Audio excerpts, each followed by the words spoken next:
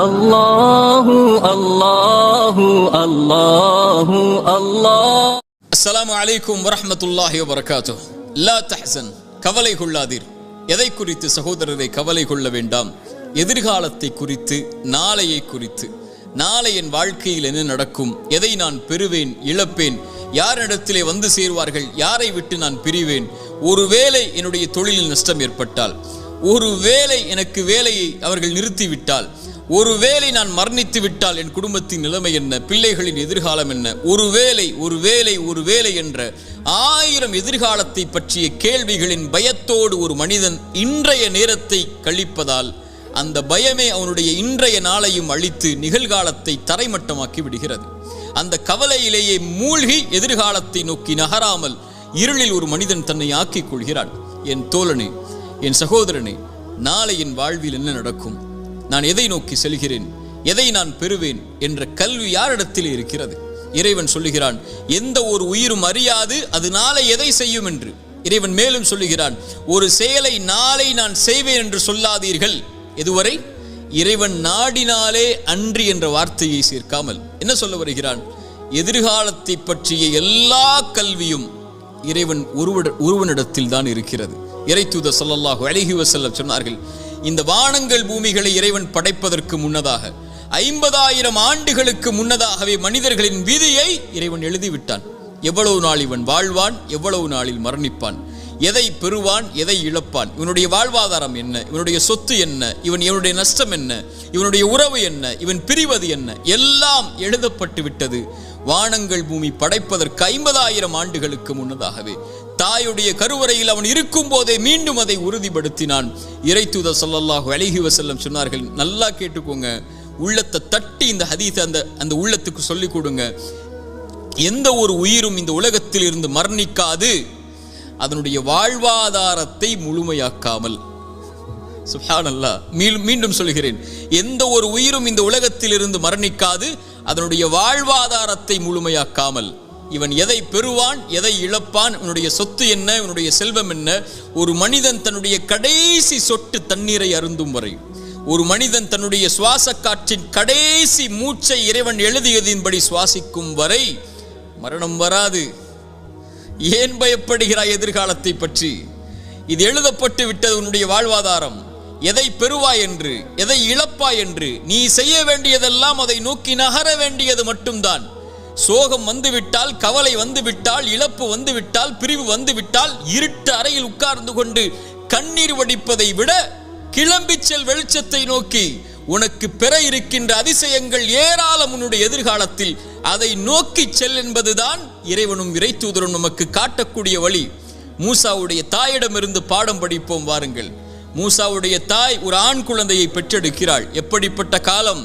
ஃபிரவுன் கொடுங்கோலன் ஆண் குழந்தைகள் பிறந்தால் கையால் அறுத்து தூக்கி எறிந்தான் மனி இஸ்ரவேலர்களுடைய குழந்தைகளை.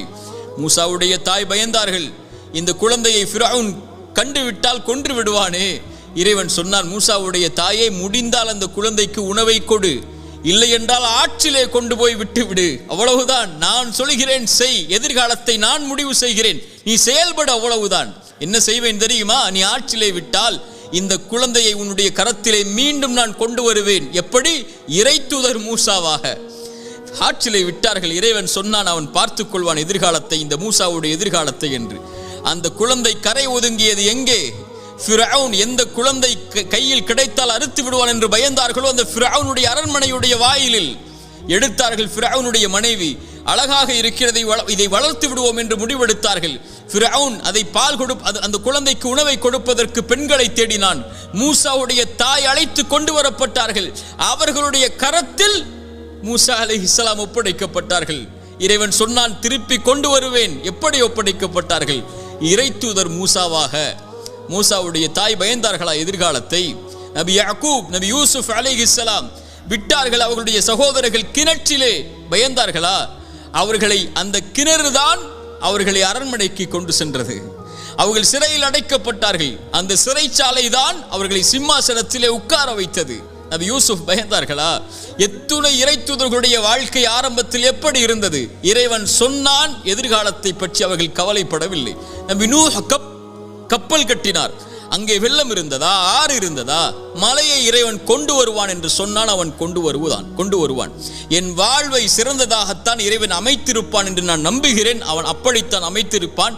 இன்று சோகம் நாளையது மகிழ்ச்சியாக மாறும். இன்று கண்ணீர் நாளையது அது சந்தோஷமாக மாறும். இன்றைய ஏழ்மை நாளை செல்வமாக மாறும். இன்றைய குழந்தையின்மை நாளை சிறந்த குழந்தையாக மாறும். இன்றைய உறவின் பிரிவு இதைவிட சிறந்த உறவை எனக்கு கொடுப்பான்.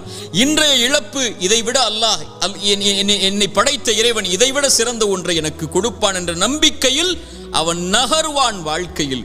இறைத்தூதர் ஸல்லல்லாஹு அலைஹி வஸல்லம் சொன்னார்கள், இறைவன் மீது வைக்க வேண்டிய நம்பிக்கையை நீங்கள் உறுதியாக வைத்தால் எல்லா நேரங்களிலும் என் இறைவன் மீது நம்பிக்கை வைக்கிறேன், அவன் எனக்கு போதுமானவன்.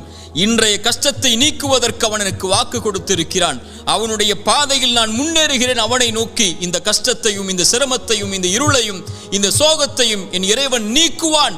அவன் நாடிய போது இதைவிட சிறந்த ஒன்றை எனக்கு கொடுப்பான் என்று இழப்புகளையும் நஷ்டங்களையும் ஏமாற்றங்களையும் அவதூறுகளையும் அவமானங்களையும் பற்றி கவலைப்படாமல் கண்ணியத்தையும் வெற்றியின் பாதையிலும் பயணிக்கக்கூடிய ஒரு மனிதன் இறைவன் மீது நம்பிக்கை வைத்தால், இறைத்தூதர் சொன்னார்கள், ஒரு பறவைக்கு இறைவன் எப்படி உணவளிப்பானோ அது போன்று உங்களுக்கும் உணவளிப்பான். அவ்வளவுதான்.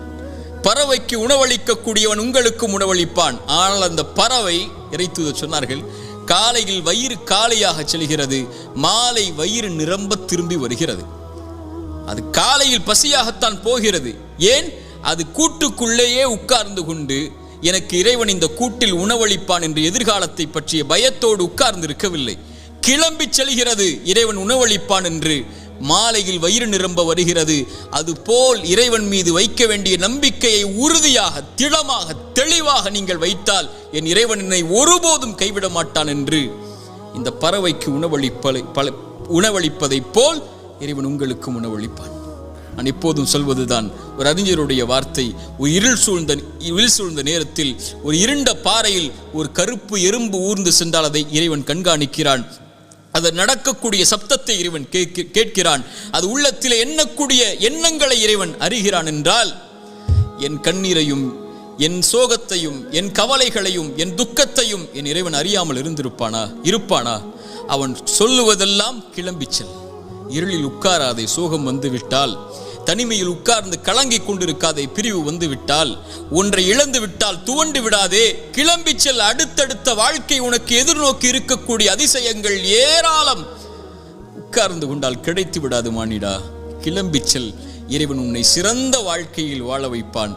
ஒரு இறை நம்பிக்கை கொண்டவன் எதிர்காலத்தை பற்றி எந்த பயமும் கொள்ளாமல், கடந்த காலத்தை பற்றிய எந்த கவலையும் கொள்ளாமல், இன்றைய நாளை முறையாக பயன்படுத்தி எதிர்காலத்திற்காக தன்னுடைய வாழ்வை செதுக்குவான். என்ன நடந்தாலும் எது ஆனாலும் என் இறைவனின் நாட்டத்தின்படிதான் நடக்கும் என்ற நம்பிக்கையில், அது இறைவன் நாடியதை நான் பெறும் வரை எனக்கு மரணம் வராது என்ற நம்பிக்கையில் அவனுக்கு இறைவன் அமைத்த நேர்த்தியான நேர்மையான அந்த விதியின் மீது நம்பிக்கை கொண்டு அப்படிப்பட்ட இறை நம்பிக்கையாளர்களாக நாம் மாறினால் நம்முடைய எதிர்காலத்தை பற்றிய கவலைகள் நம்மை விட்டு மறையும்.